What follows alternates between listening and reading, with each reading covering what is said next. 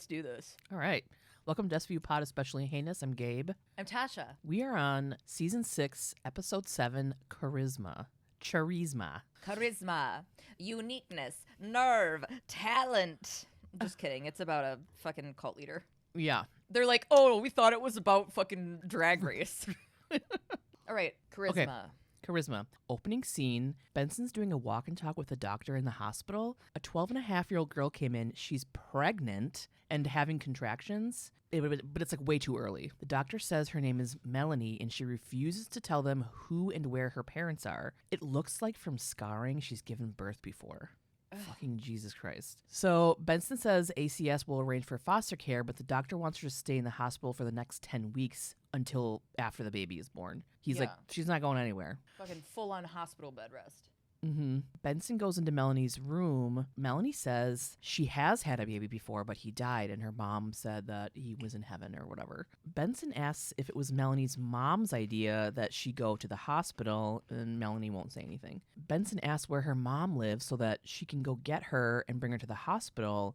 Melanie's so cute. Oh, she's like just a little red-haired, little freckly. I've seen her in things, and maybe it's just this episode. Yeah, there was nothing super stand-outish in her IMDb, but I kept seeing Lindsay Lohan in The Parent Trap in her. Oh, you know what I mean? But maybe that's what it was. But I also could be having like flashbacks of this episode because it is fucked up. it's, you know. Oh, I remember seeing this one being like, Yeah. it was so. I mean, David Koresh. It was huge when we were kids. Yeah. It's just such a zeitgeisty fucking thing. Yeah. Anyways, Melanie says that she's not supposed to tell. Benson says if she were her mom, she'd want to be right there with her. Melanie writes her address down. Benson asks where the dad is, and Melanie says it's her baby's father, her husband, Abraham. She's 12 and a half. Yeah, what the fuck? Okay, so Benson and backup officers arrive at the address that Melanie gave her. Abraham should be at the house because Melanie says he doesn't work. Benson knocks on the door, and 4 of the most cutie patootie little fucking kids answer. A man comes to the door. He's got like a snake tattoo on his arm, and I've seen him in things, and maybe it's just this episode. No, it's not. This Abraham dude is actor Jeff Kober. Okay, he was in Tank Girl. He was in Enough, Sons of Anarchy, The Walking Dead, New Girl, also something you wouldn't recognize him from, but almost 200 episodes of General Hospital. He's been in a million things, and he plays a really good bad guy. Bad guy.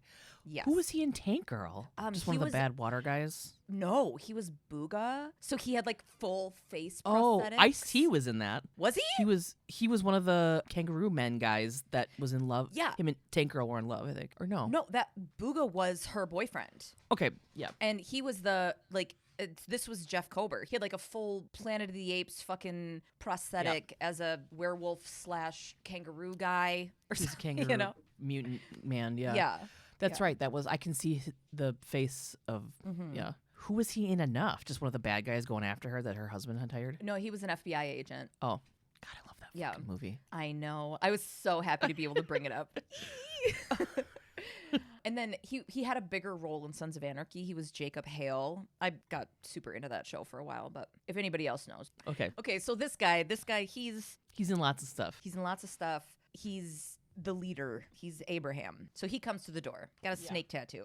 Benson lets him know that she's a fucking cop. She's with SVU and asks if he is Abraham. He asks her why. She tells him things will be a lot easier for him if he just takes a step outside. He just straight up says no and slams the door in her face. Which, yeah, I mean... Yeah. She's like, you should come outside real quick, just like on the front step. And he's like, Just put one of your little big toes over the threshold.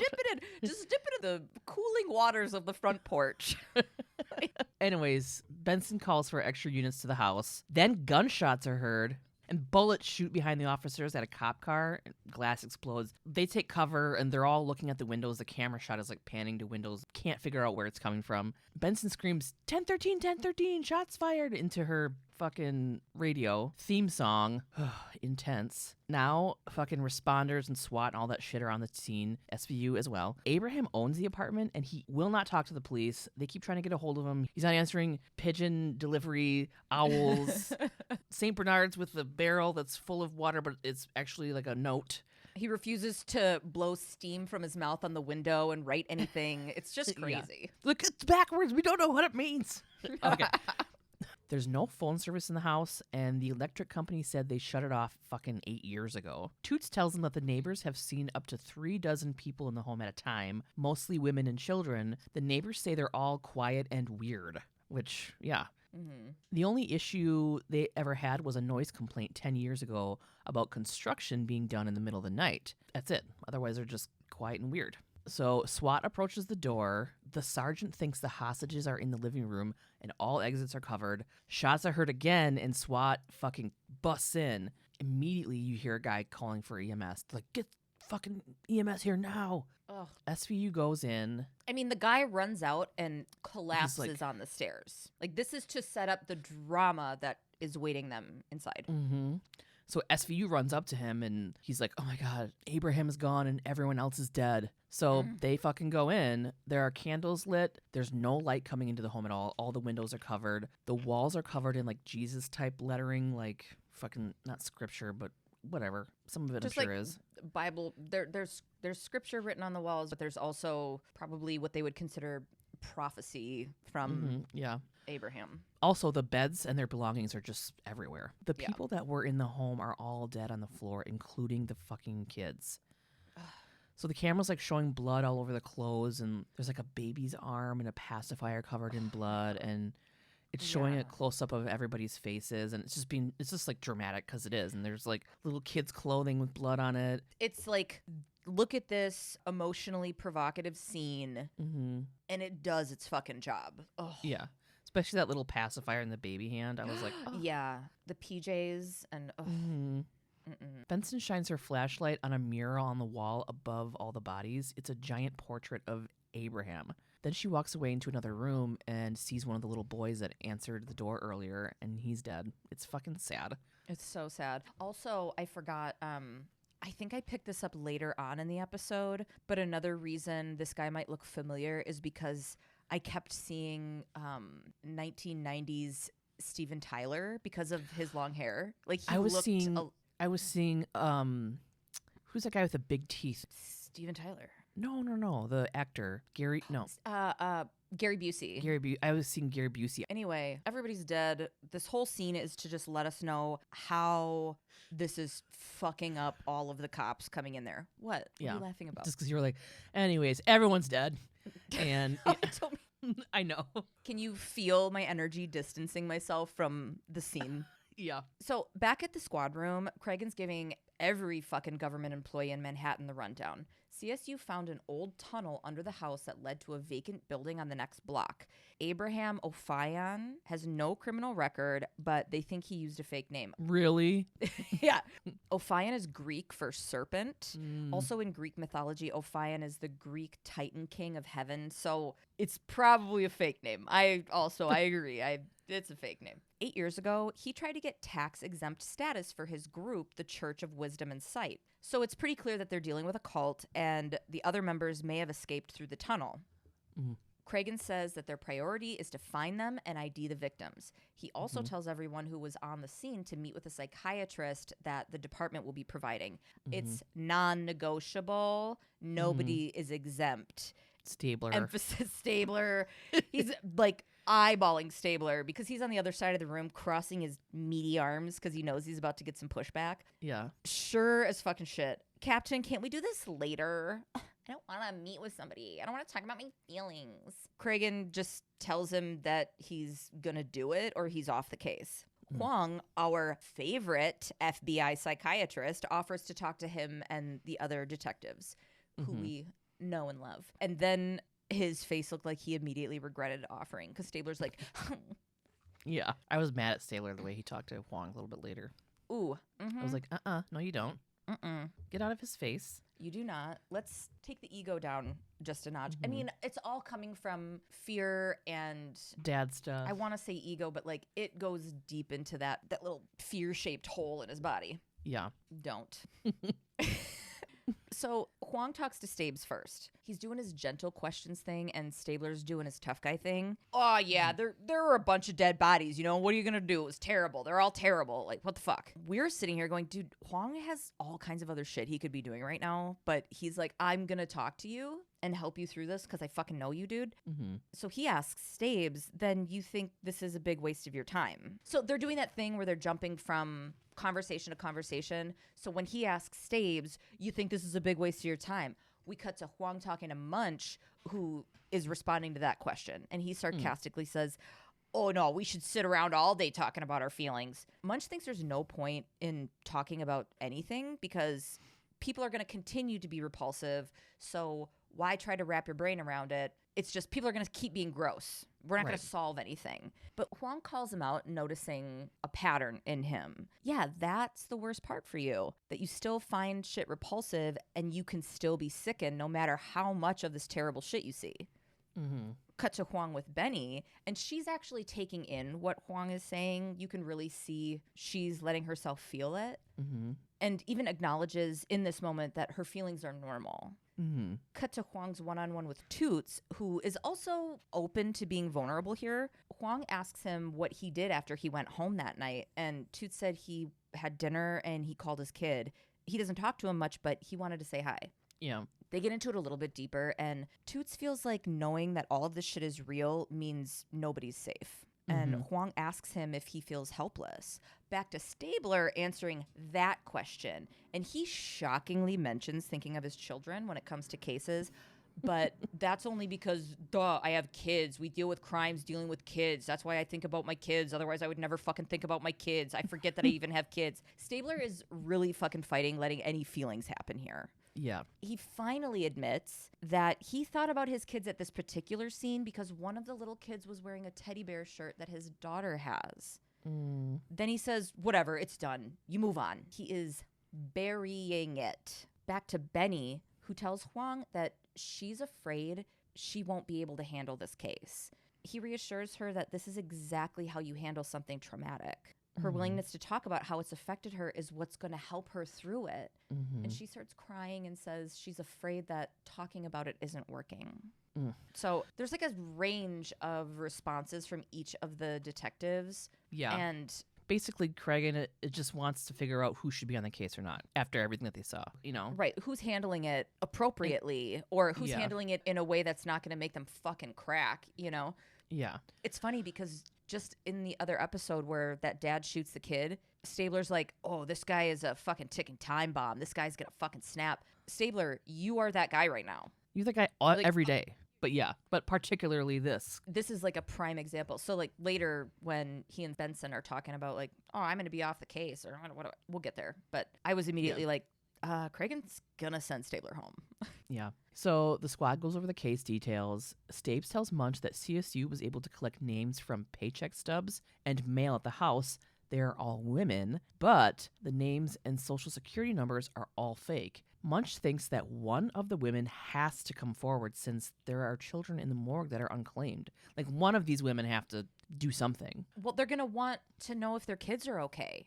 Yeah. So Benson comes in. She's got Abraham's real name. It's Eugene Hoff. They got prints from of course it's Eugene. Eugene Hoff. More like Eugene Scoff. Shut up. That was not good.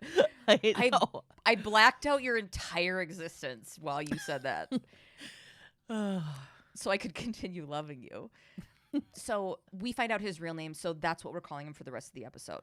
They got prints from the house and found a match in the system. He was arrested 4 times in the 80s for check fraud, counterfeiting, identity theft, and other various frauds. Stabler thinks he's a con man, but if the cult is a scam, why did he kill only the kids and where are the fucking parents?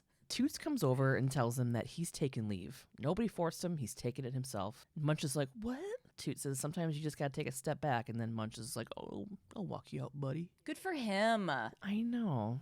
Stabler tells Benson that they should start looking into things at the Pentecostal church Hoff used to work at. And then Benson's like, oh my God, they're going to fucking send me home. I know it. Stabler says, no, they won't. They're not going to fucking do that. But Benson thinks that she was too emotional and couldn't hold it together. But you were supposed to be emotional because it was an emotional thing. You were just in a traumatic situation and you had an emotional response when you were asked to talk about it and relive how it made you feel. So because you're human and that's okay. You're a human being. You're not a robot. Robot singing. I will always love you.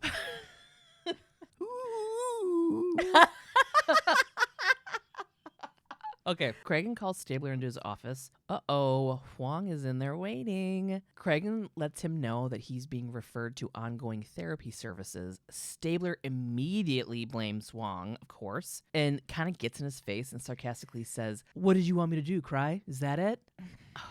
I'm like, back off. Like, literally back, take a step back. You're too close to his face. Huang tells him that if he won't take care of himself, that he has to allow them to help him.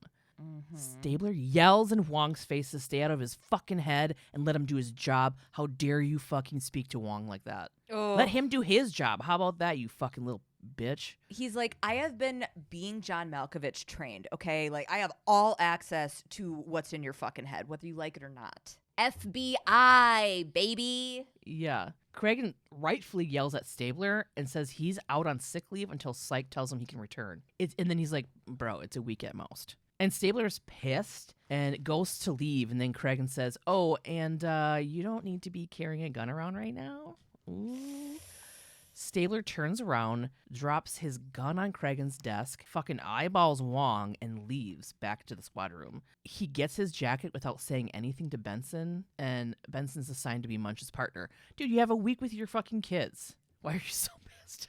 And it's paid. It's fucking paid. Paid leave. Whatever. And like, I don't know, maybe look inward for 30 seconds and be like, maybe. Yeah. But also somebody who's not dealing with their shit, who's asked to go be quiet with their shit, that's really scary. Totally. And the way that Stabler and, you know, society with our men in general handles fear and huge emotions is with anger. Right. Not to excuse how he talked to Huang or anything, but It's not an excuse, explanation. That's it. right. It's just like, honey, you are basic. You are basic. Yeah. So Benson and Munch continue on with the case. A little bit later, Benson is trying to call Stabler, but he won't answer. Munch asks her about Melanie. Okay, so Melanie is having surgery to prevent premature labor. They can't talk to her for a few hours. They go to that Pentecostal church that Hoff used to work at. Benson thinks it's just another con. Cut to the church. This head pastor guy says Hoff only worked at the church for a short time before he was made a minister. Munch mentions that he must have been pretty impressed with Hoff if he gave him a job so quick. This guy admits to being fooled. The more popular Hoff got, his group often had over like 100 members, the weirder he became. He preached that the serpent was actually Christ, and 10 families left the parish when Hoff was fired. Benson shows the guy a photo of Melanie, but he doesn't recognize her. He does say that one family left Hoff's church after a few years. They maybe have more info. Go talk to them. Yeah, and Benny's like, fucking, oh, the serpent is Christ, snake tattoo, cool, cool guy. Over in Queens, Benny and Munch go to talk to Carl and Simone Buckman, the people who left the church. They're at their apartment. Simone says that Hoff was magnetic. Carl adds that Hoff started changing and became paranoid and told them that they would be punished for their beliefs and that the government was going to come after them. They needed to be prepared to defend themselves. They collected weapons and food and went to the gun range a bunch. Hoff separated the married couples because they couldn't be, quote, soldiers of God if they were slaves of the flesh. The men slept on one floor, and the women slept on the same floor as Hoff. Oh, yeah. What a surprise. I know, right? Weird. That's so not like anything that's ever happened before. This is just describing David Koresh. Yeah. They bring up Koresh a bunch in this, so there was no avoiding talking about him for the chaser, but yeah. Eventually, the men were driven away. Benny then asks about the children, and the Buckmans both turn around to tell their young daughter, who's standing behind them working on an art project in this room where they're talking about a crazy cult leader, could you leave the room? And she's like, you should have asked me to leave the room 20 minutes ago, but sure. She does. Carl tells them that Hoff always talked about the purity and goodness of children, but he only paid attention to the girls. Then he caught Hoff trying to sexually assault their daughter when she was 4, and that's the night they left. They found him like in her room without his pants on or something, right? Yeah. Ugh.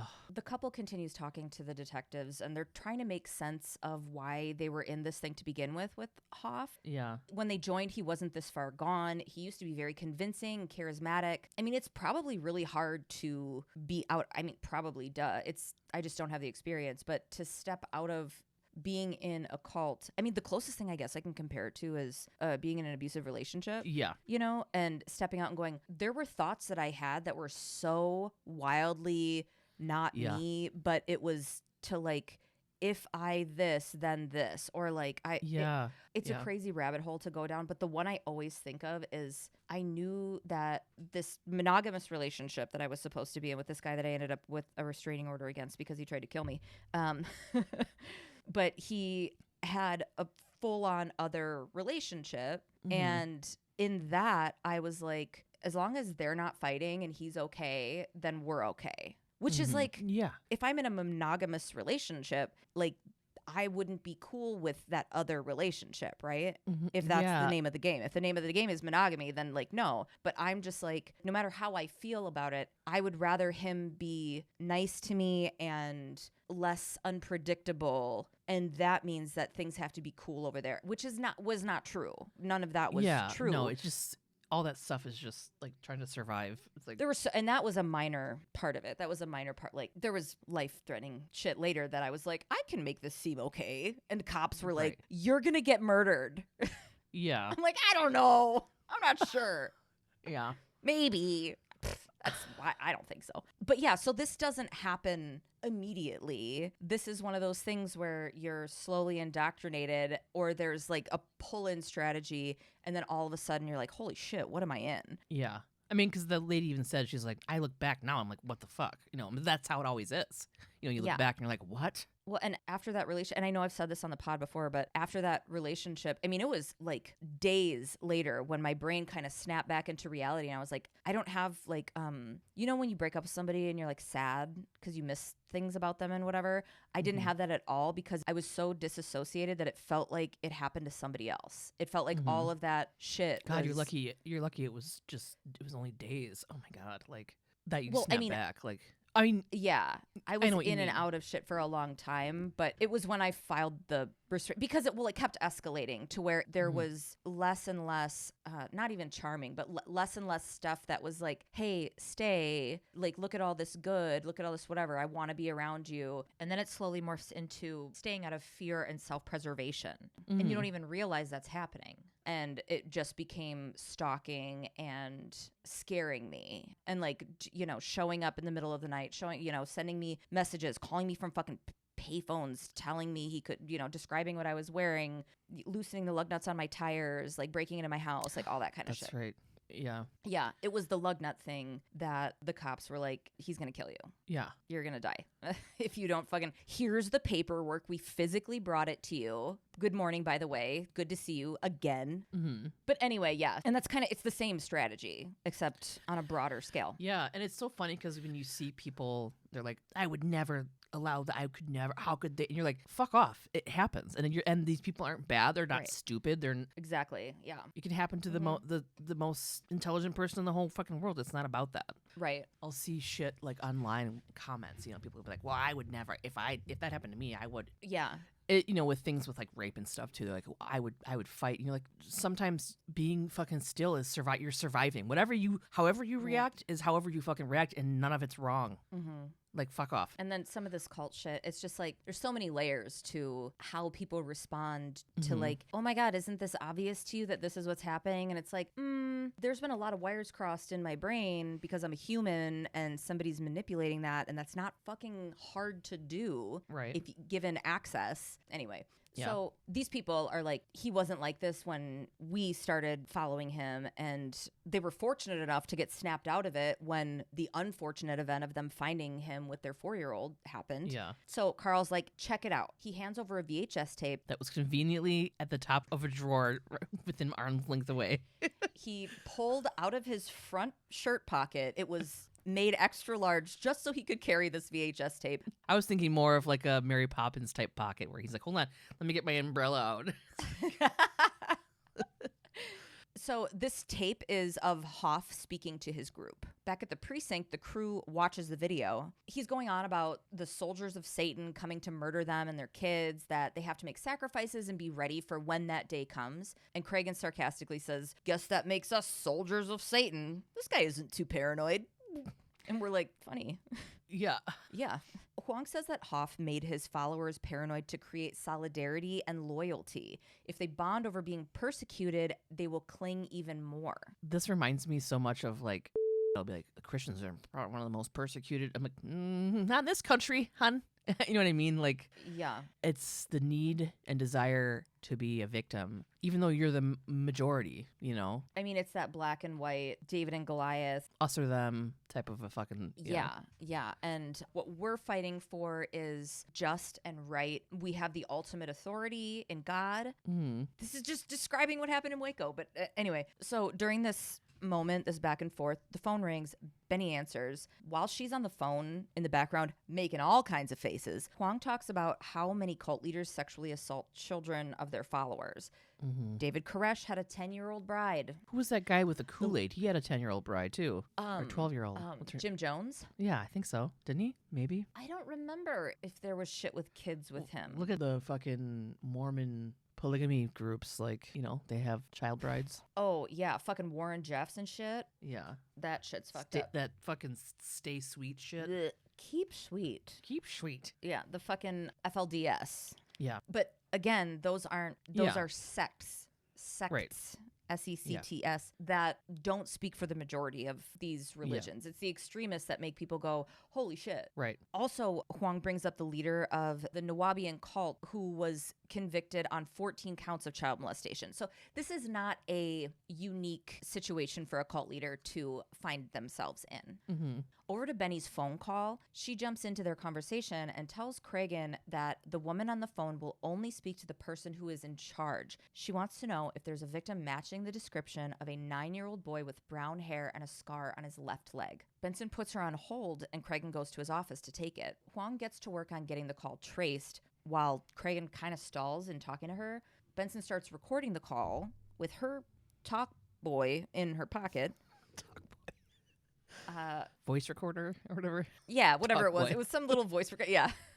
It's the holiday season. Is Talk Boy a thing? It was a thing after Home Alone 2. Remember? No, you always do this with Home Alone. You're like, Anyway, remember? this guy looks like Uncle Frank. Anyway, so she's got a fucking, oh my God, Benson has a fucking recorder thing. She's recording the call. Cragen's on the phone. Huang's trying to trace it. Cragen asks the woman her name, and she says she can't tell him. She just wants to know about the boy. Cragen tells her that they can arrange for her to see the bodies so she can identify the boy that she's talking about. And she asks him again to tell her. Cragen assures her that she's not in trouble, but then she hangs up. Huang says the call came from the payphone at St. Catherine's Hospital, the same hospital where Melanie is. So Benson thinks the caller could have been Melanie's mom. Cut to the hospital. We're in Melanie's room. Melanie refuses to say anything to Benson. Benson asks if Samuel was her little brother. Did the mom say the name Samuel? How do I know that? Samuel was the boy who answered the door.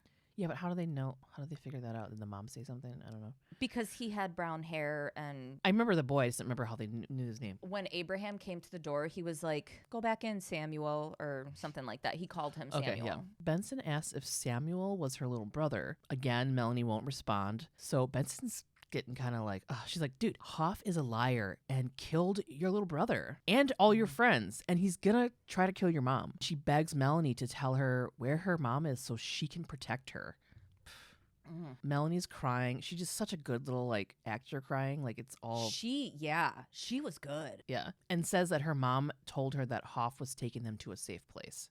Benson finds out that a bunch of the members of the cult are hiding at an army surplus store, so the gang busts in. The owner of the store tries to stop them from coming in, like spouting civil rights violations, blah, blah, blah. Yeah. He's yelling that the cult has the right to believe in whatever they want. That's not what they're fucking here for, dude. A bunch of kids are dead, you fucking... Yeah. My favorite part of this is a cop, like a blue uniform cop, who's obviously trained in de-escalation, takes this guy by the shoulders and goes, relax.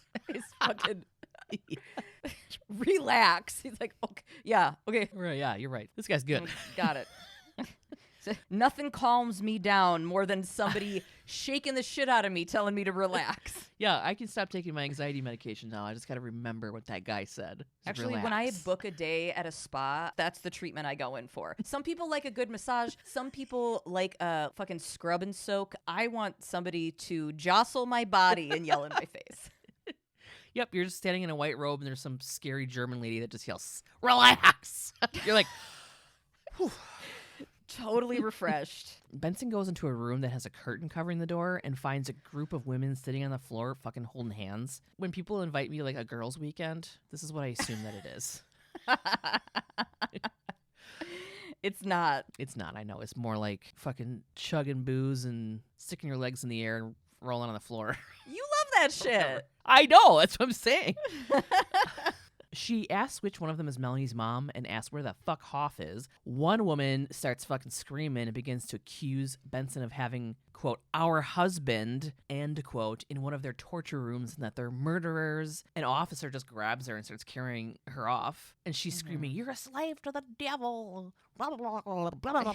Yeah. One officer locates a trunk of guns and calling it their, quote, own little Waco. Back to the precinct. Munch is sounding frustrated trying to interview one of the women. She's just staring forward. She refuses to speak with him. Same goes for all the other women. Nobody's going to talk. We pan over to Benny talking to Huang. She tells him nobody's got ID, nobody's telling us shit, and they're all married to fucking Hoff. Huang doesn't think the women know where Hoff is, and that's why they're so scared.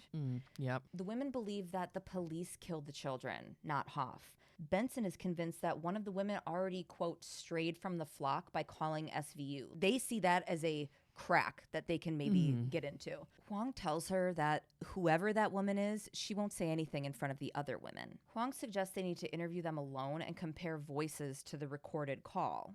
Munch comes over and says they should have Melanie identify her mom from the mugshots. He thinks she'll be willing since she's been cooperating. Maybe they can save themselves some time, which makes a lot more sense. Where it's like, why don't we just ask this kid first and try to narrow it down a little bit?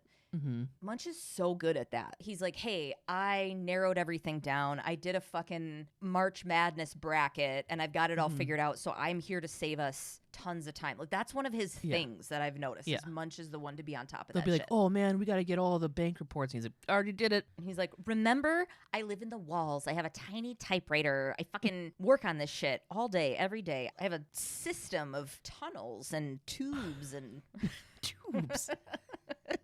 Toilet paper rolls stuck together.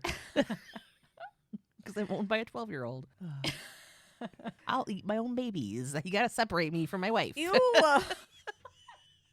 Munch is like, I got this figured out. Let's go ask Melanie first before we do a bunch of legwork. This dude materializes behind them, hands Benny a note, and scoots off. It's a message from Coroner Warner. Munch is going to go check out what she needs in the morgue, and Benny's going to go to the hospital to talk to Melanie.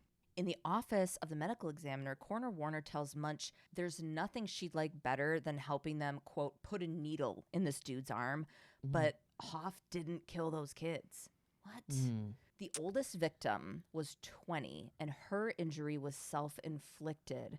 Her hand is covered in gunshot residue, and her prints were the only one on the gun. Oh, man. He, like, got some fucking 20-year-old to kill all those kids. Yeah. Munch is annoyed because Hoff orchestrated all of it, even if he didn't pull the trigger.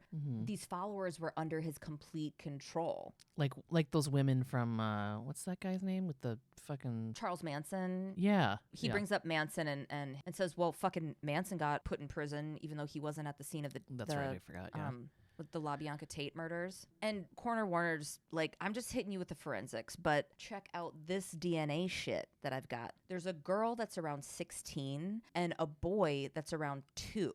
The girl is the boy's mom. All of the victims have the same father except for the shooter. So Munch probably already assumed this, but realized, oh, Hoff is an incestuous pedophile. The only victim that can testify against him now is Melanie. In the hospital where Benny went, she gets to Melanie's room and Melanie's not in there. Benny storms the nurse's station to find out where Melanie is. This poor nurse who fucking just slipped into her dance clothes is running around to check and see if Melanie was moved somewhere. She's like, I'm sorry, I just got here. I just started my shift. I have no idea what you're talking about. Benson sees Melanie's hospital roommate in the hall, and she tells Benson that Melanie's dad took her home. I wonder who that is. In the precinct, Benson goes behind the glass. Huang is watching Cragen interview one of the women. Benson tells him that security cameras saw Melanie walking out of the hospital with Hoff, and she didn't look forced. And Huang says she wasn't. The cult is all she knows. She probably wanted to go with him. She did want to go with him. She's like, thank God, somebody I know is here. My husband. Ugh.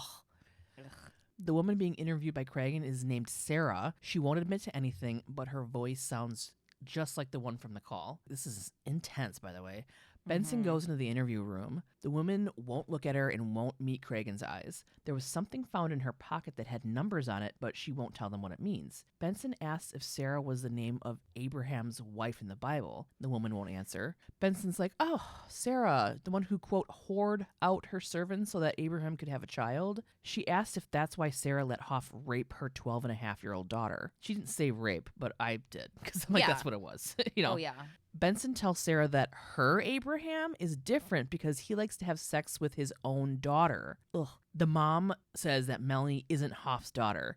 Melanie's dad abandoned them when Melanie was a baby and Hoff took care of them. Benson tells Sarah that Hoff raped her daughter. Sarah tells Benson that she doesn't expect her to understand. When you have to say that to somebody, it means that you're wrong, usually. Mm-hmm.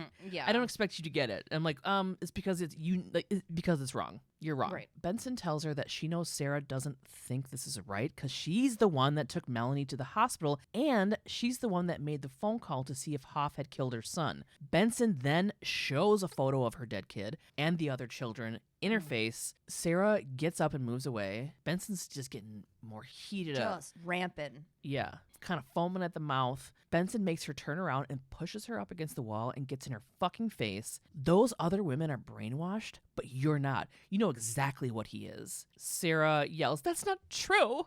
Benson yells that she knew and let the kids die because she sat there and watched it all happen. Sarah's like, "It was God's will." Can you fucking believe that? It was God's will. That's a major coping moment for this woman. Yep. Benson screams, "No, Sarah, it was your will. You can blame God. You can blame Abraham. We all know the truth. You did this. You sat there and watched as a man raped one of your own children and then murdered the other one. You might as well kill them yourself." And she's screaming. Like, I took a picture of her like oh, yes. You might as well have killed him yourself. When she said that, I am so Gabe right now. My nips are named Olivia and Benson, and they are razor fucking sharp after this scene. Just yeah, dude. Shoop, shoop, shoop.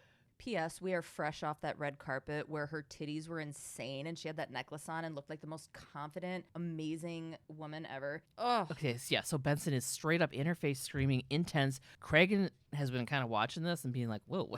Cragen stands up and says, "Olivia." He actually goes, Olivia, stop it. Right? Yeah.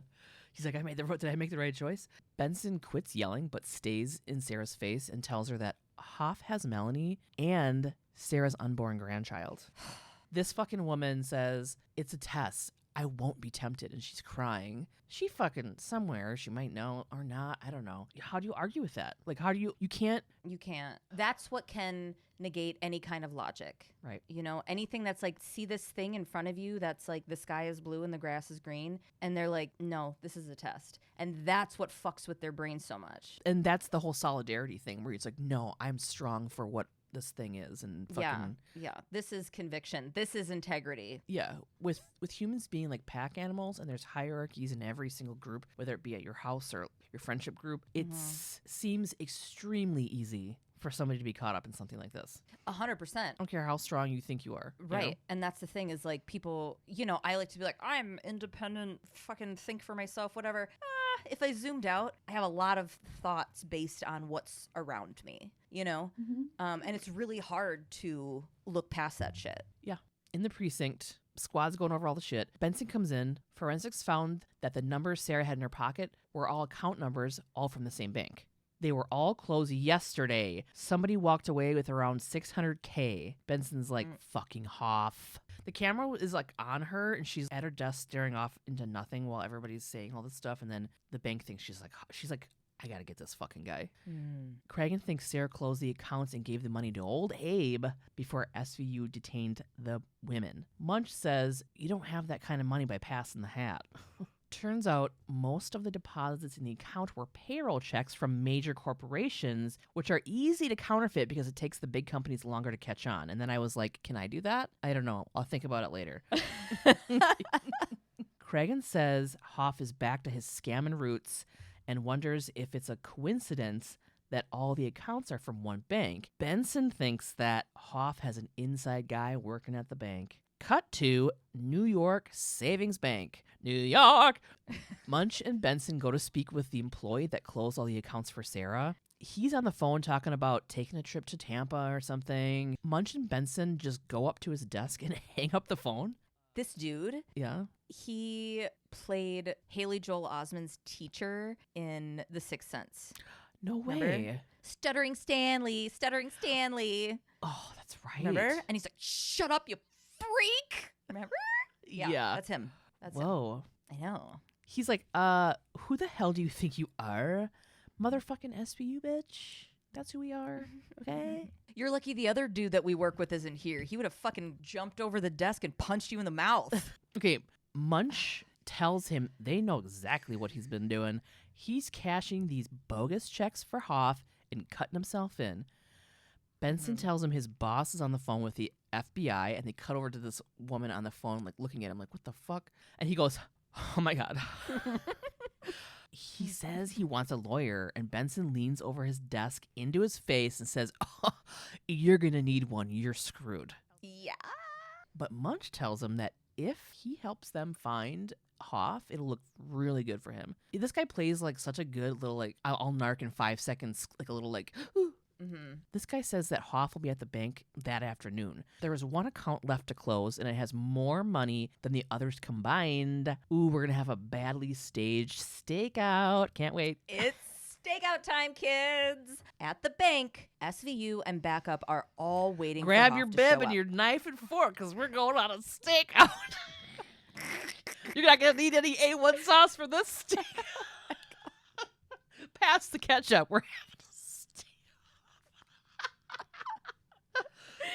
Send that mid-rare back. We need it well done stakeout. We need that garlic compound butter disc for this steak. I'll have the garlic mashed potatoes on this side of my stakeout. Oh, I hate us. I'll take the grizzle off your okay. Never.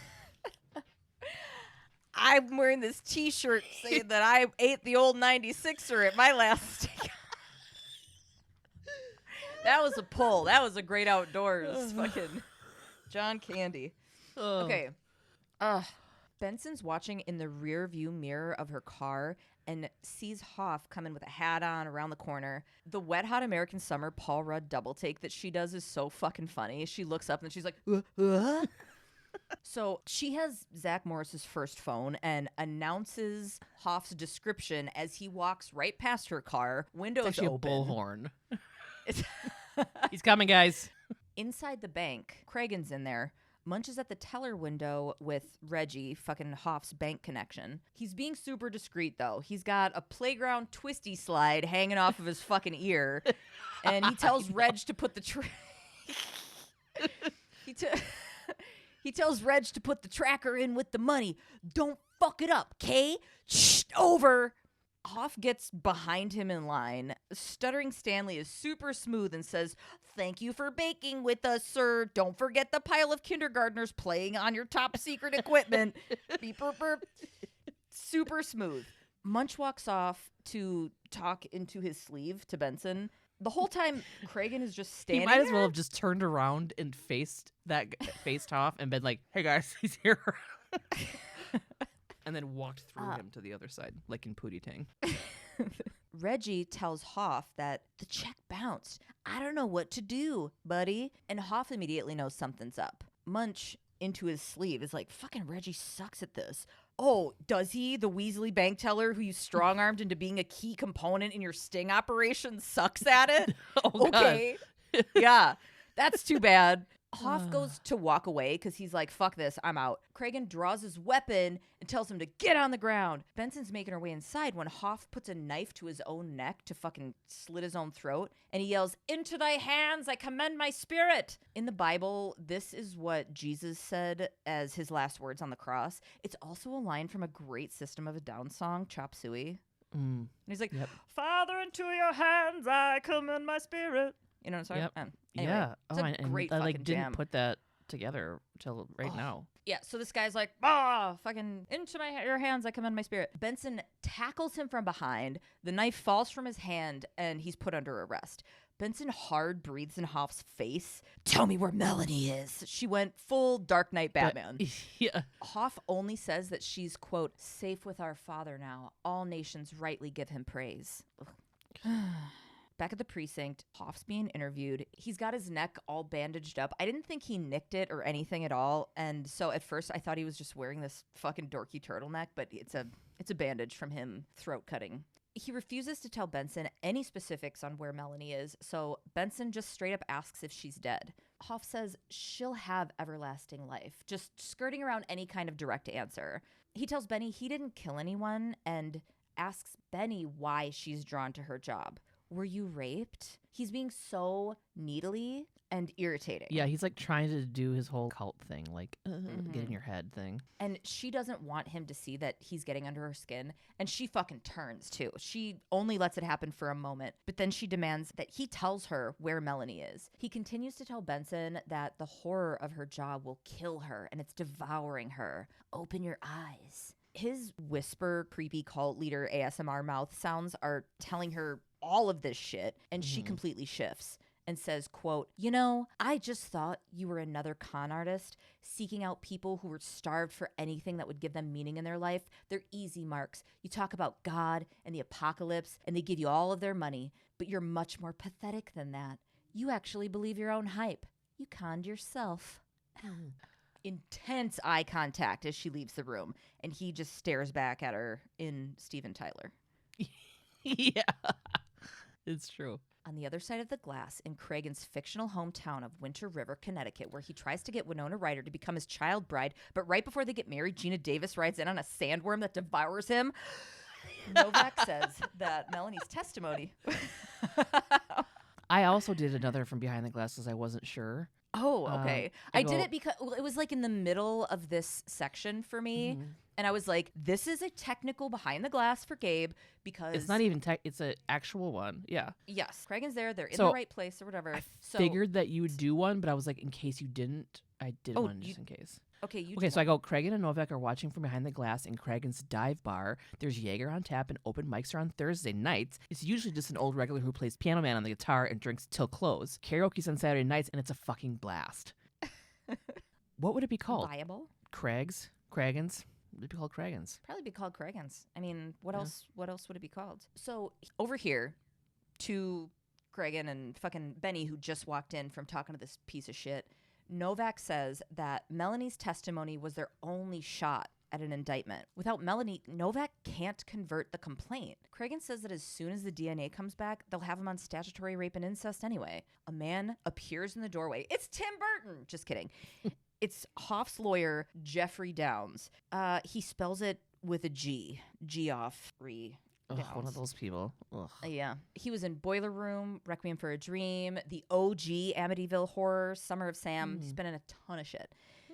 He tells them that they don't have the charge that they speak of unless there's a birth certificate. Cragen argues that they don't need the birth certificate if they have Hoff's chromosomes, but attorney Geoff says that his client didn't admit to the woman being his daughter. Benny rightly interrupts and goes, fucking woman? She was 15 when he got her pregnant. The lawyer's certain no judge is going to accept that as proof of age because it's not. That was just what Coroner Warner estimated her age was. So the statutory rape and incest charges are unfounded. Attorney Geoff goes in to talk to Hoff, and we're still with Cragen's shrunken head. I was really sticking with the Beetlejuice thing. I did not realize you were going to have something there. So Cragen's like kind of is Beetlejuice in this scenario. Oh my God, his dive bar can be called Cragen's. No. The 3 C's. Novak doesn't like that Downs is right. And Benson reminds her, dude, there's 7 victims. But the forensics reflect that he didn't commit the murders. So it's enough for an acquittal. Cragen brings up Charles Manson being charged for the murders that were committed in his name. But Novak argues that members of the cult testified that Manson ordered the murders. So that's how they were able to make that stick. Hoff's followers aren't going to say anything. And they know nobody's going to say anything, not even Melanie's mom, who prior to this was their best shot. She's on a hunger strike protesting the police's persecution of her religion. Oh my God. Nobody's persecuting your religion. They're persecuting 7 children being murdered and rape and incest. Yeah. Melanie, the 12-and-a-half-year-old pregnant child, is their only With her hope. second child. Yeah. Novak says they can keep Hoffman on check fraud, but he'll be out on bail by tomorrow afternoon. Clock's ticking. Cragen says they're going to put a detail on him as soon as he leaves the courthouse. Mm-hmm. Munch walks in to tell them that the account Hoff tried to close had over $1 million in it and was under the name John Kramer from New Jersey. The real John went missing 10 years prior. He vanished with his wife and daughter, who was 2 at the time. She should be 12 now. Her name was Melanie. Oh my God. John's parents reported the family missing, but they've since passed away. Detective Stu McKenzie was listed on the case, so Benny and Munch are going to go talk to him.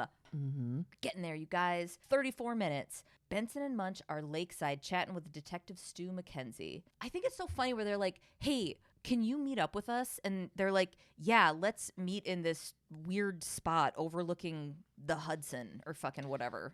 Yeah. You know? Wouldn't they go to a coffee shop or like, are you at the precinct or where? It's always like an abandoned warehouse parking lot. Yeah, I like the visuals, but it's just, do they do that? Do real cops do that? Where they're like, let's meet. I guess I see cops like on the interstate in between. Where their cars are facing each other. So Where they their can cars talk. their cars are facing opposite directions so that they're sitting side by side. Maybe that's, I don't know. Who cares?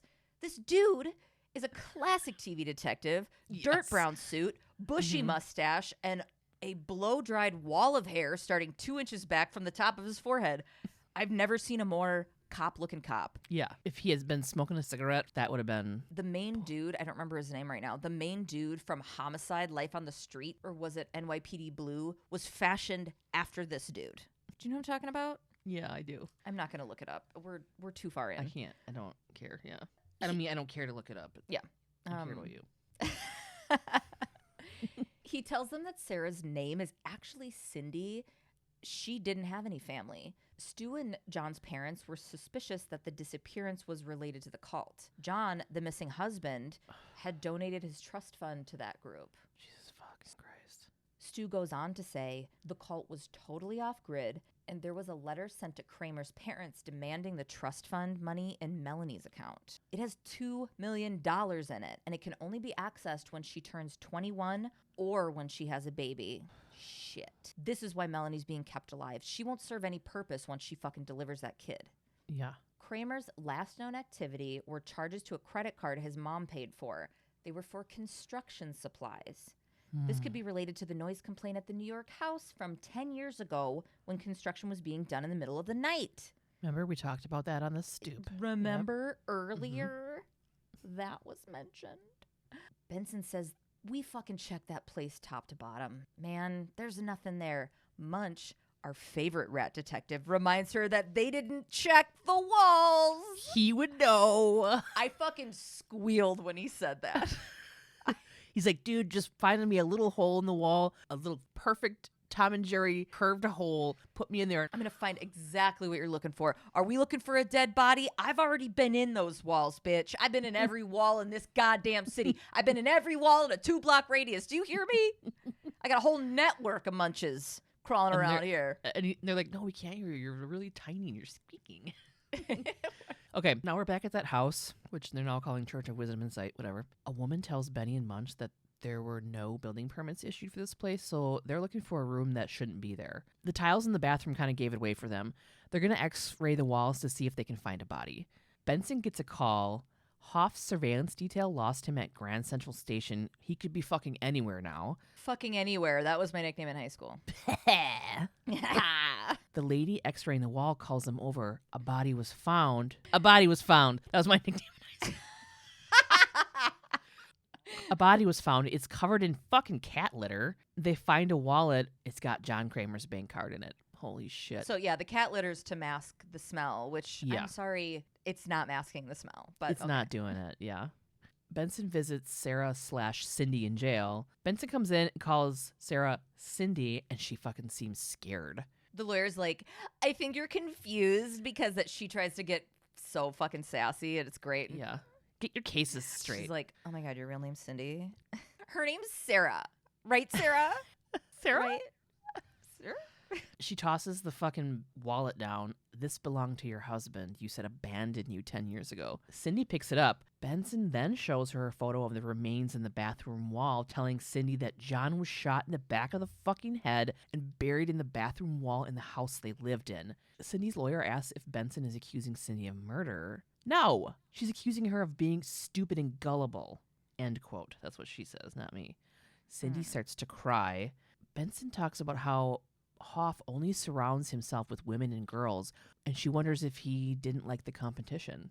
Benson tells Cindy that Hoff killed John, and then asks her, what's it going to take for you to stop defending this guy? Cindy is crying and says that Hoff told her that John fell in love with another woman, and she believed him. Benson pulls out the wedding ring John had on and tosses it to her. He was wearing it when he was murdered. Cindy's lawyer asks Benson what she wants. Benson tells them that Hoff was last seen at Grand Central Station, and that he's going to wherever he's keeping Melanie, and that when Melanie has the baby, he will get the trust fund and then kill Melanie. The lawyer wants to know what Benson is offering. Benson says it's a chance to do something right by Melanie, which is something you've not done for her entire life. Then the lawyer says that's not enough. Cindy tells Benson that Melanie is being kept at a warehouse up north.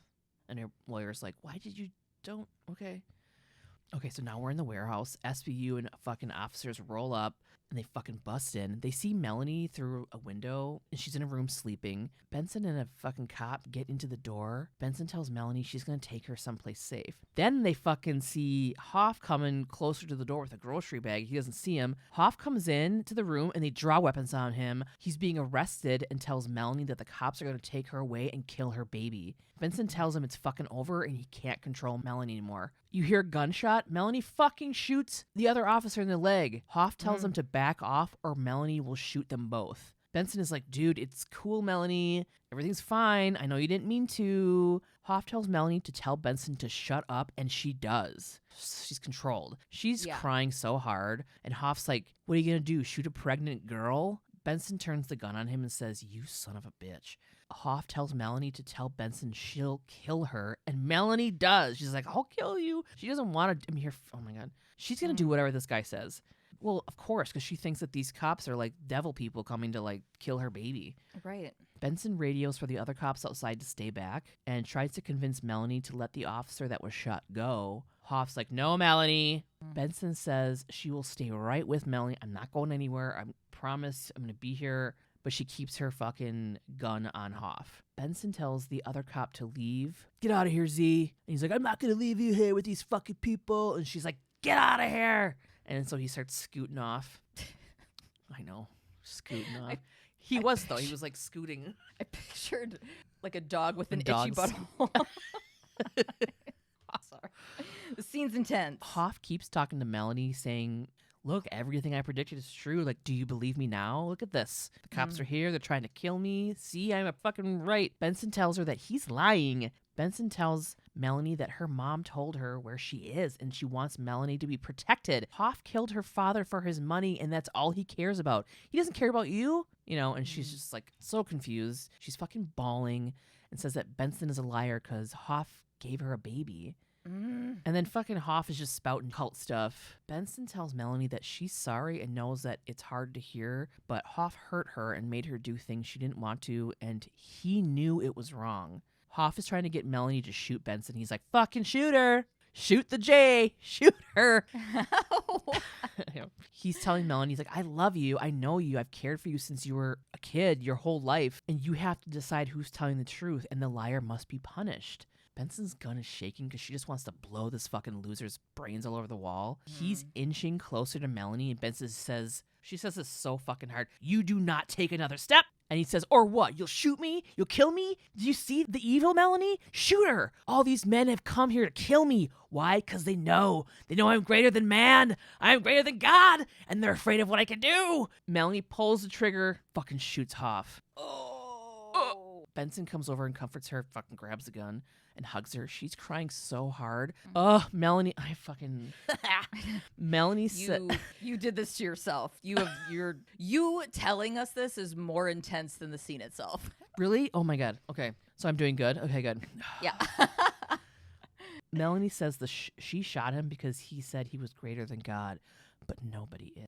That's the end of the episode. Fucking Toyota, dude. Toyota. The cult of personality. Okay. Dude, I could talk about cults fucking all day. And this episode, there are multiple areas that this is pulled from, and I struggled not to go down a different path that was not as obvious in the episode, but we've got to do fucking David Koresh. David Koresh and the Waco Massacre. I feel like this is one that everybody knows a ton about because the zeitgeist is so saturated with pieces on it, but I'm hoping that maybe something or some information will be new for people here. This will be, Yeah. I can't not do super popular shit because people have heard about it. I don't know. I mean, I'm excited because I know about Waco, but I don't deep dive into that kind of shit, cult stuff. I deep dive more into I guess I don't really know if I deep dive into anything because every time you tell me something, I'm like, I don't know that about fucking BTK, or Ted Bundy. Yeah. So I don't know. And I watched the series, but I forgot about it. So I don't really know a whole lot except for John Leguizamo was in the series. So, all right. So let's do it. Vernon Wayne Howell was born on August 17th, 1959 in Houston, Texas. I'm going to call him David Koresh from the jump just to save some confusion. He didn't legally change his name until 1990 when he took over the Branch Davidians. Fun fact, on that legal paperwork, he cited the name change as being for, quote, publicity and business purposes. Okay. So religious prophet / messiah or power-hungry conman. Anyway, baby Koresh, 1959. His mom was 14-year-old Bonnie Sue Clark. His dad, 20-year-old Bobby Wayne Howell. He left Bonnie before Koresh was born and didn't even meet him until Koresh was 17. He kind of followed in the footsteps of his dad because his 20-year-old dad, who had gotten his 14-year-old mom pregnant, met another young teenage girl and fucking took off. Something about the apple falling from the tree and whatever, right?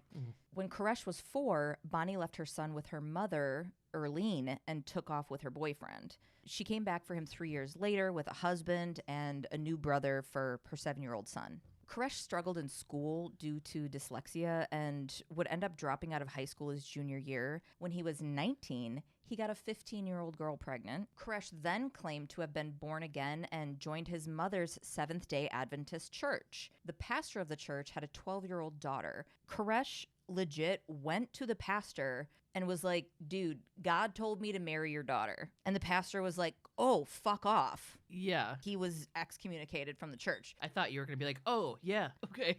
No, because these are just straight, regular Seventh-day Adventist people. So I'm going to give you a little history on all of this because I think it's interesting, and it leads us to the site where all of this happened, okay? And I find it super fucking interesting. Like, old theology shit, everything. I find it really interesting. So at the base where he started was with the Seventh-day Adventist Church. The information that I have right now for this is just from my experience growing up with them. When I was a kid, I lived down the road from a commune of Seventh-day Adventists. They were pretty self-sustaining and called their huge property about a mile from where I lived the Country Life Ranch. They had their own school and church and farmed a ton. It was very Little House on the Prairie vibes. And we were actually really tight with them, and I spent a lot of time there and grew up with all the kids from there. I have nothing but positive memories of the people I knew. Yeah. They believed a lot of the same stuff as the Christianity that we were a part of, but some of the stuff set them apart. So in Seventh-day Adventist beliefs, the Bible's to be taken literally. So God literally created the world in 6 days, and the 7th day is for rest. Like, you don't fucking work on Saturday. Also, the Bible says stuff about plants and nuts being You human mean Sunday? food. No, I mean Saturday. Their Sabbath is Saturday. Oh, okay. Because that was supposed to be the 7th day. Also, in the Bible, the Old Testament, there's like a bunch of food rules, and there's shit about plants and nuts being human food. So again, the ones that I knew were totally vegan. And I remember I was like, I can't believe you guys don't eat chocolate. It was wild to me. I'm like, it's so good. But they ate carob, which I ended up liking. It's like the substitute for chocolate. And they're also who taught me a lot about vegan cooking. Something I didn't know about them, but read that differs from the Christianity that I grew up in as well. So I didn't know this about them. So I don't know if the people that I knew practiced this or believed in this, but this was something I read about Seventh-day Adventists. They don't believe that people go to heaven or hell when they die. They're unconscious until the second coming of Christ happens.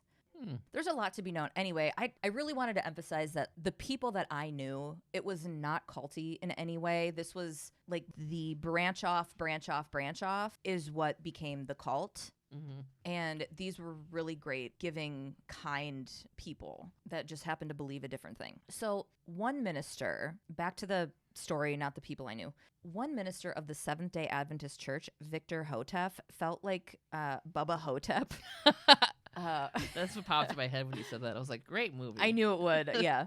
Victor Hotef felt like the church was getting a little too loose with the literal adherence to the commandments. So this was in the 30s. He believed that they weren't following the letter of God's biblical law as closely as they should, and that the church was focusing on God's grace too much. The whole idea that he brought forward was, you know, God's watching, and when Jesus comes back, which is going to be fucking soon, you better be following God's law to a T. So he decided to start a stricter reformed sect that he called the Davidian Seventh-day Adventist Church. He was followed by other hardcores who also felt like things were getting a little loosey-goosey over at the OG church. In 1935, Hotef acquired a settlement in Texas called Mount Carmel. Okay. This was the place for Hotef's followers. He wanted it to be a beacon of obedience and prep for the second coming. So when Jesus would show up, he'd be like, holy shit, you guys are totally my favorite. You're doing everything that I wanted. I love you the most, or whatever. Yeah. They built an entire community. There was a school, a dairy farm, a bakery. They were totally self-sufficient. Also, this wasn't a small, isolated belief circle. I felt like that was worth mentioning because I thought it was. By the 80s, there were more than 200,000 self-identifying Davidian Seventh-day Adventists around the world. In 1957, they relocated further outside of the Waco city limits because Hotef didn't like how much the city was expanding. It was getting a little too close. So they moved the location. This is the location that we all saw on TV years later. This was the Mount Carmel that we were familiar with. After Hotef died, his wife Florence took over. She told everybody that on her husband's deathbed, he predicted the second coming of Christ was April 22nd, 1959. And people fucking flocked to Mount Carmel. They were like, we're going to be here and be super set and be ready. People were living in tents and shit. So what's April that, 22nd. I wonder what that feeling was. It was like packing up the next day to go home. Well, like, some people didn't pack up the next day. Like, or people just hung out for a while. Like, I wonder the feeling of just packing up when it didn't happen. Yeah. How you process that. I was like, ugh. What you made up in your head was the reason why it didn't happen. I read some stuff about the end of that. Like, well, it's actually the BCE calendar, not the B. It's like some people were completely disillusioned. Some people saw it as a test. Some people were like, oh, maybe a day doesn't actually mean a day. Maybe because they say God will come back in the twinkle of an eye. What the fuck does that mean for a human? That could be 2 million years for God. You know what I mean? Like, yeah. But, you know, April 22nd, 1959 came and went. And it splintered the group into different factions again. So there's this other dude. His name's Ben Rodden. Eventually, he bought the property back and took over at Mount Carmel and led one of these splintered factions, calling it the Branch. Okay, he proselytized that Christ would return soon after the members reached a level of moral maturity that would please God. Another belief was that within every generation, there was a prophet who is ordained by God. The prophet's job is to continue the teachings from the prophet before him and translate the meaning behind the book of Revelations. The Kill Bill of Bible parts, I guess. I don't know. We're all familiar with the book of Revelations. It's the hardcore end fucking Armageddon end of days shit. 7-headed fucking dragons, 17 stars, 7 fucking, I don't know, whatever. The 4 horsemen of the apocalypse, whatever, yeah. Or Beyonce. Beyonce's horse or whatever. The disco ball horse, you mean? Yeah. Remember? Nice. All those religions or people were being like, this is, you know, if this is the. Oh, because she's in the Illuminati. Yeah. Her eyes blink sideways. Eventually, after the death of Rodden, his wife Lois took over the group. So Lois and Ben had a son, George, who was gonna take over, but shit got weird between him and his mom, and they disagreed on some stuff. George ended up having some very serious mental health issues, but that's a totally other rabbit hole that I'm not gonna go down. I'll mention him a little bit coming up, but that was a whole other thing. But there's so much legality and fighting over Mount Carmel within these groups, but we're just gonna get straight to Lois is in charge of Mount Carmel right now. So Koresh, he's 21. It's 1981. He moves to Waco after this, getting kicked out of the Seventh-day Adventist church for wanting to marry the 12-year-old daughter of the pastor. And he's like, I want to follow a strict adherence of the prophet. So he shows up, he goes there. He quickly became Lois's protege and was allegedly sleeping with her. Okay, this piece is just to highlight his manipulation, not to focus on a woman's age. Lois was 67 when Koresh was 21. Hot. I believe that he was more than just a fucking pedophile. I'm not saying just a pedophile, but like, because we will see in the future that he's manipulating young teens. I mean, I think the youngest, quote, bride that I read about was 9. But then he's sleeping with a 67-year-old woman too. He used any and all of his abilities to gain control. It was all about control. Sort of like that fucking guy. Remember that there was the guy that like kidnapped that girl and was like pretending that there were aliens. Remember?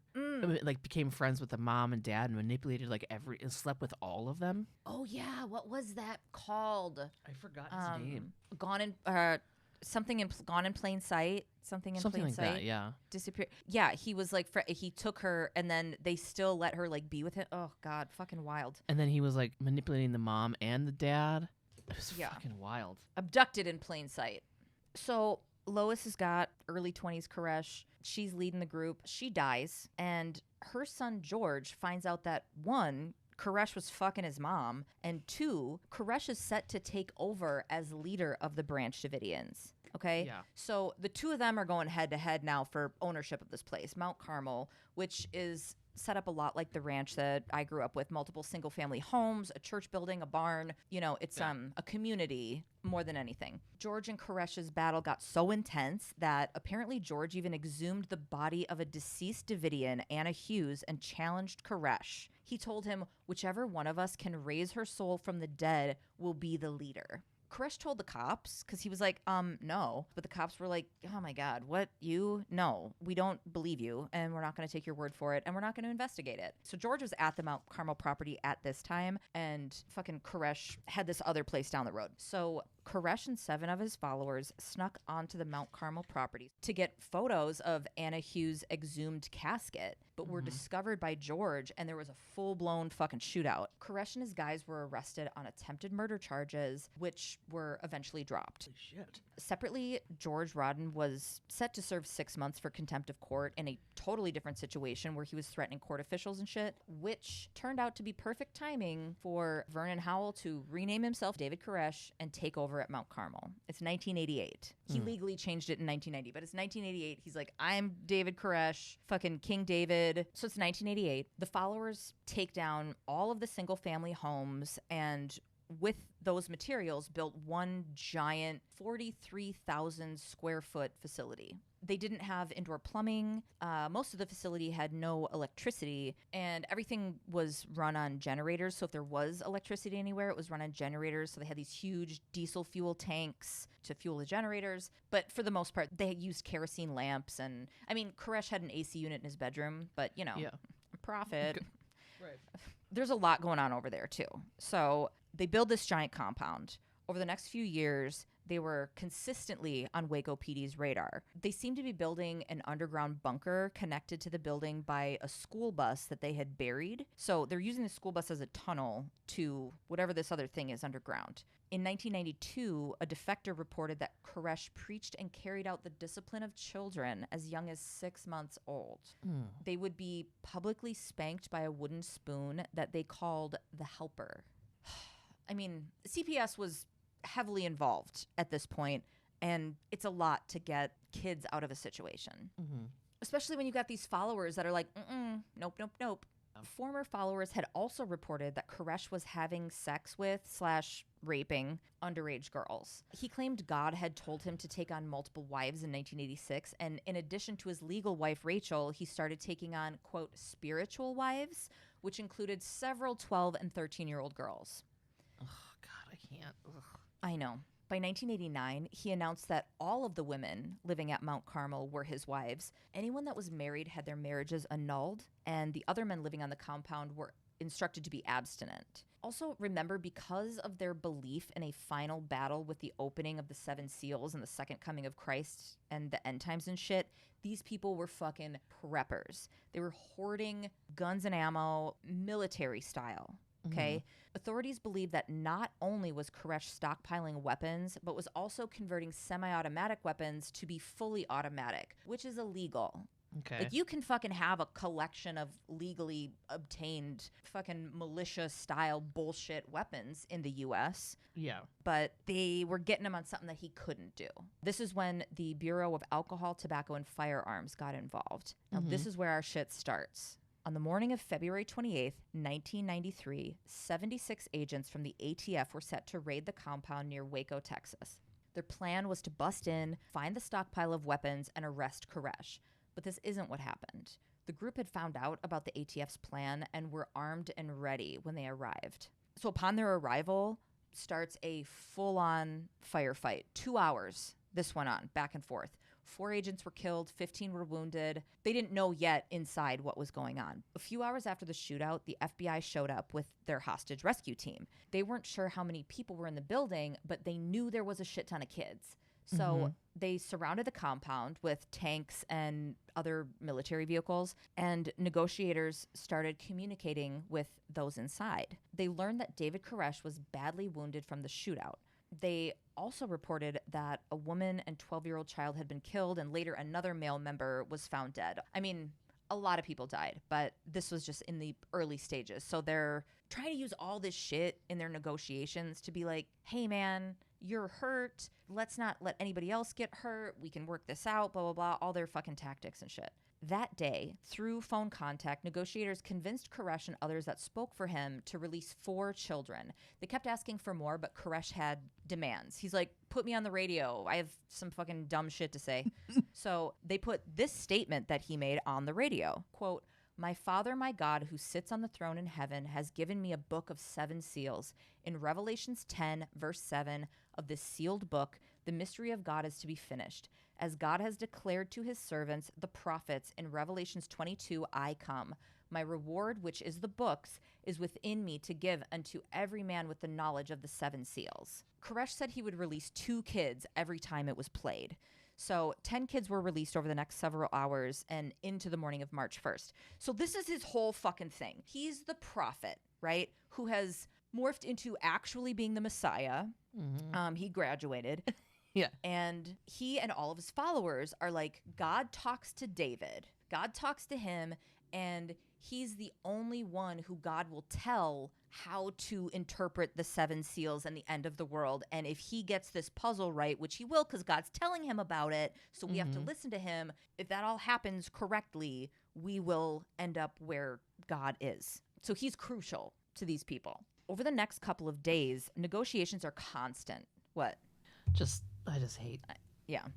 Over the next couple of days, negotiations are constantly happening between Koresh giving sermons over the phone and making paranoid threats of children dying if the ATF and FBI don't do what he wants. He's like, you're going to be responsible for all these kids' deaths and da-da-da. Kids and adult women continue to be slowly released, like very few, couple at a time, over long periods of time. Koresh, who's not doing great, is there with 2 gunshot wounds. They were getting reports then from this follower who was a nurse inside. So they kept getting reports of, okay, he has a through and through bullet wound in like his side or whatever. And something else, like it clipped the top of his hip. He's peeing blood a little bit. It wasn't enough to kill him right away, which it's March 2nd. Okay. A couple days later, he promises to surrender if they broadcast a sermon on the radio and on TV that he gives. At this point, they were estimating there were over 100 people still in the compound, including more than 20 kids. So they spend that whole day going back and forth. Different reps for Koresh, along with Koresh, are on the phone, just fucking reading Revelations and proselytizing. As agreed upon, there's a stretcher for Koresh that 4 of his besties were going to carry him out on. That's what they agreed on. But then on the morning of March 3rd, this fucking dude goes back on the deal and tells them that he will surrender when he receives, quote, further instructions from God. Okay. I told Gabe this yesterday. I have read the entire FBI transcript of the negotiations. It's wild and it's high key annoying as fuck. Basically, it's this. In these first days, Koresh is pissed that the authorities are creeping in. They've got tanks and all this shit. And he's like, you're coming in inch by inch, and I don't fucking like it, and I'm not going to do what you want. He tells them, we've been preparing for this shit since 1985. Their arsenal is fucking extensive, and he lets them know that. He and the other dudes he's speaking through go off on preaching tangents for extended amounts of time, talking about David and Goliath, the 7 seals, God's law versus the law of the land. Like, we don't follow your law, so whatever you're fucking trying to tell us doesn't matter. Mm-hmm. Because we follow the law of God. There's lots of breaks in communication with the authorities for Bible studies, worship. Koresh has taken a bunch of naps. So yeah, none of his followers that negotiators speak with will do anything without Koresh's direct instruction, which means he can stall all he wants. He's over there just waiting on God, and they're waiting on him. Yeah. That's it. This whole time, the group inside is watching all the news coverage and demanding they have direct access to media outlets. Like, that's what they constantly keep demanding. And negotiators refuse to give it to them. But David and his followers are like, these reports aren't accurate. They're also in there making demands for milk, which one of their most basic demands was, at first, they wanted 6 gallons of milk. And the negotiators kept trying to use that need to get more kids out of the building. They're like, send us the kids and we'll give you milk. They're like, the milk's for the fucking kids. And they're like, oh, cool, send them out and we'll give them that. Constant stalemate of them just going, no. Nobody was agreeing on anything. Every adult they speak with refuses to leave because they believe they're being tested, okay? They're convinced the authorities are lying to them. These people are being shown by their prophet, who now has reached fucking Messiah status, like I said, that this is the start to the end of days. This is the fight they've been preparing for. So now is the time to stand strong and not be tempted or tricked by what the evil outside is telling them. Mm-hmm. You know, there's just enough truth in what this guy preaches of like what's easily predictable, what can happen, to then be able to spin to go, see, they don't like what we're doing. Yeah, you're fucking full on breaking laws. Yeah, they don't like what you're doing. Yeah.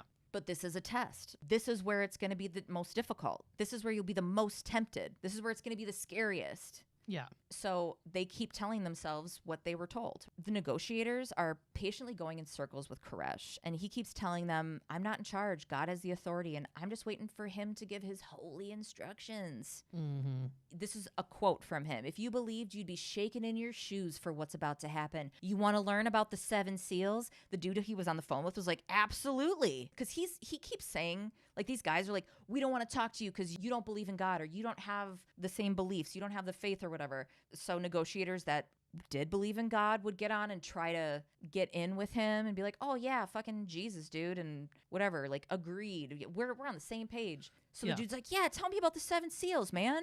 And Koresh is like, well, I gotta wait on that. It was just so fucking annoying. Mm-hmm. One conversation with this negotiator, he says to Koresh directly, he goes, you said that you were gonna come out immediately. So if we're talking about lying, that's what you said. And Koresh is like, yeah, I also said 2,000 years ago that I'm coming soon. So that could mean anything.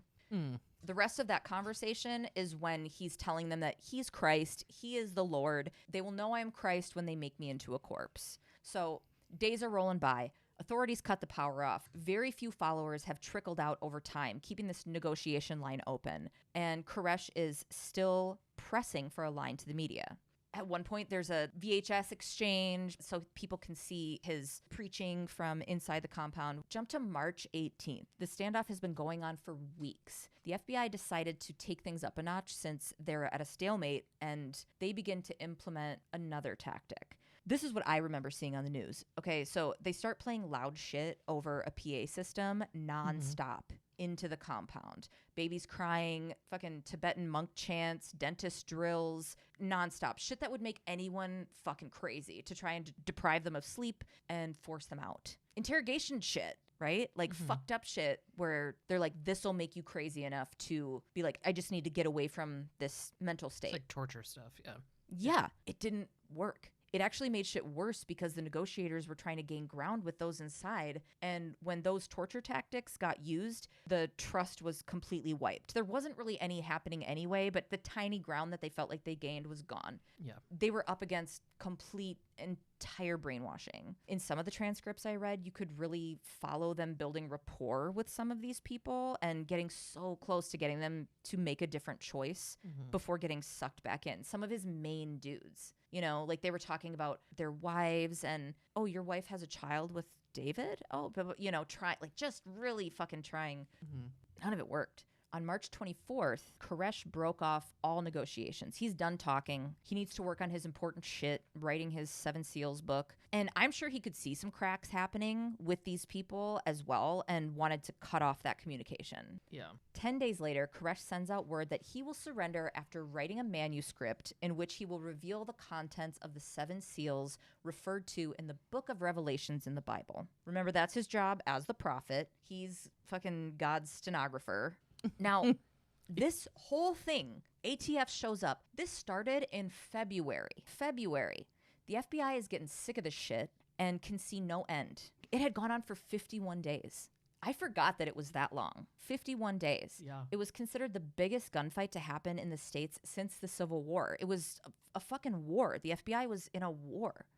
And the ATF, the ATF was still there. They got negotiators. They've got fucking tanks. They've got all this shit around this compound. At 6:30 a.m. on April 19th, FBI tanks drove into the side of the giant building. They sent hundreds of rounds of tear gas inside. There was already diesel fuel everywhere because they had also destroyed the tanks that were on the compound used to power the generators, right?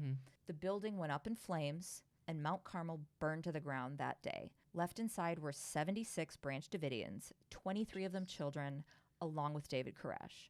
On May 2nd, it was announced that dental records and x-rays confirmed that they had found Koresh's body. He had a gunshot wound to the forehead. Of the few survivors, many served time in federal prison for a variety of crimes. They were all released by 2013. There were a very small group of followers who continued to believe Koresh would be coming back to Earth, Messiah style. There was also a second group who split off, calling themselves the Branch, the Lord Our Righteousness. Charles Pace leads the church today, which was rebuilt over the site of Waco, but it's cool. Don't worry, he's teaching totally cool shit. He teaches that the Clintons and Bushes had Koresh assassinated because he knew too much about their human trafficking and pedophilia. Oh. The guy who married children. Yeah, right. And raped children, that he was too in the know, so they had him assassinated. They also have a gift shop where you can buy all the Trump merch your deep state conspiracy heart desires. Ew. In an interview with Kevin Cook, author of Waco Rising, David Koresh, the FBI, and the Birth of America's Militias, Pace said this, quote, Donald Trump did the right thing. He had him as in George H.W. Bush, arrested for his crimes. George Bush did not die of natural causes in 2018. They executed him for treason. This will all come out in the near future. Sweet. There it is. Next week, we have Season 6, Episode 8, Doubt. An art teacher is accused of rape, and it turns into a he said, she said thing. I gently read different descriptions. Gently. Because I don't want to, I don't want to get too much information because I don't want to remember the episode. Right. Until I'm doing it, if I remember it. Yeah. Hey, rate and review us. Email us at svupod@gmail.com. Send us shit at P.O. Box 176, Deforest, Wisconsin, 53532. Follow us on all social media, Instagram, TikTok, everywhere at SVUpod. Get pod merch and more at svupod.com. We got a TeePublic. We got other shit going up. Join the Facebook group, SVUpod Elite Squad. Chat group is Walk and Talk. Book club, fucking Single Tomato. People are amazing. Hashtag littlebitloud for indie pods. If you are an indie pod, use it. If you're looking for indie pods, search it. Join the Patreon. We got tons of Do you extra. want a bunch of ridiculous shit? Join the Patreon. Because it's there. It's stupid. We've been recording for 2 hours and 41 minutes at this point, and most of that will be on the Patreon. I can't imagine we're going to leave a ton of it for the regular shit. We have to hide how fucking stupid we are behind a paywall. Sorry, guys. Call or text us and leave us your questions, stories, and comments. We love getting texts. We love getting voicemails. Please do. Ghost stories. Call and just straight ghost story for Gabe. If you call us and you want us to fucking air your shit, read your shit, play your shit, we will. Yeah, want some advice? You want some bad advice? Some really awful advice from people who are barely surviving? Do you want bad advice from a couple of stupid bitches? Call us. Call us. Call us at 1-920-345-7005. That's 1-920-345-7005. Thanks. Love you. Thanks. Love you. Love you. Bye. Bye. Because I've been eating a ton of pickles because I can just bloop and there's no juice. No juice on me. My life is crazy. mean, I'm assuming you're not hard because you're at work, okay? So... Do you want to put on your fingerless gloves and come outside on the street tonight and sing around a burn barrel of fire with Frank Stallone and a few other guys? Why we all harmonize? Take it back. Do, do, do, do. Take it back. That's from Rocky. Yeah. It is weird that you would have a bird voice as a... Oh, God. I'm such a complex white woman. You're so complex.